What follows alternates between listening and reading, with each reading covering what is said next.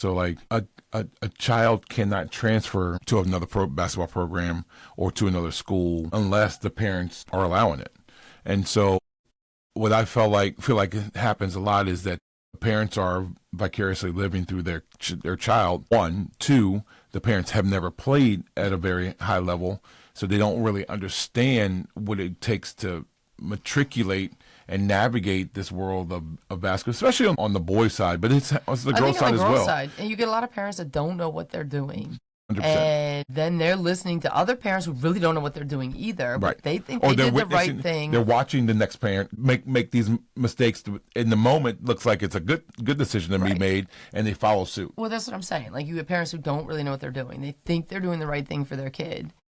By the time you realize it's not, it's too late, right? You can't get that year back. And the window of opportunity to become the best version of you or to be able to reach your potential is small. But then I think you flip it back. You take a lot of coaches that prey on parents who don't really know what they're doing, and then they're smooth talkers. They say, I could do this for you. We could do that for you. We had a kid leave our program because her dad thought she could go to a team that was full of athletes and become a better athlete. And that's just not the way it is. And that club coach sold the dad on, I'm building something special and we're going to win a national championship. Well, one, there's no such thing other than if you're like it, I guess AAU considers a national championship. But if you play for a shoe circuit, that's not a national championship. That's that shoe championship.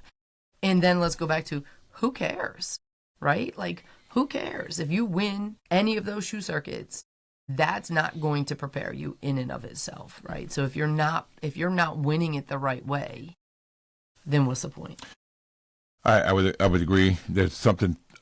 It's you're chasing something that does not hold its weight in gold. Like, you're chasing for something that is not going to eventually help you in the long run. You're going to go play on a team that's going to win a national championship, but yet your role is reduced and diminished, and you're not allowed to grow as a player. You're being put in a box as a player, and that is something that happens all too often, where a coach is recruiting you to come on their team just because you help make the team stronger. But we only need you to box out and rebound.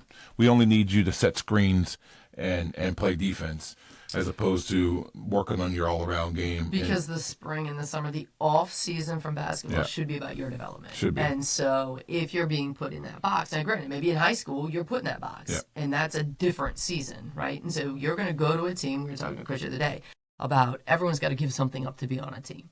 But if you're going to a team and you aren't allowed to grow, then it's not the right team in the spring, the summer, right? Like that is specifically, I mean, that's the off season. And somehow the off season has turned into a main season. There is no off season now for kids.